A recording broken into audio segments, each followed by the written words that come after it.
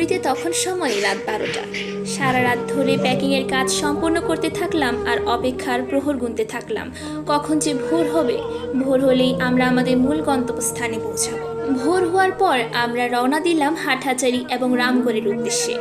কখনো বৃষ্টি বা কখনো রৌদ্র, এরই মাঝে বৃষ্টিতে কখন যে ভিজে চলেছি আর কখন যে সেই বৃষ্টির পানি গায়ে শুকিয়ে গিয়েছে সেদিকে আমাদের ভ্রুক্ষেপ নেই। আমাদের মনে একটাই জল্পনা কল্পনা, কত পরিবার যে পানিতে বন্দি, কত পরিবার যে আমাদের দিকে তাকিয়ে আছে। যখন হাটহাজারী পৌঁছালাম ওখানের অবস্থা ছিল খুবই করুণ। থই থই পানিতে সবাই মানবতার জীবনযাপন করছে। টিম গঠন করে নৌকা নিয়ে রওনা দিলাম 5টি গ্রামে: গুমান মর্দন 8 নম্বর ওয়ার্ড, বালুখালী 7 নম্বর ওয়ার্ড, রৌদ্রপুর 9 নম্বর ওয়ার্ড, মীরের খিল এবং আমতল। আপনারাই দেখুন, পানিতে ভাসছে ঘরবাড়ি। একসময় এখানে জমজম করতো লোকে লোকারণ্য, আর আজ কি করুণ দৃশ্য। এরপরে আমরা বেরিয়ে পড়লাম রামগড়ের উদ্দেশ্যে, একদম শেষ প্রান্তে যেখানে ত্রাণ পৌঁছাতে পারেনি।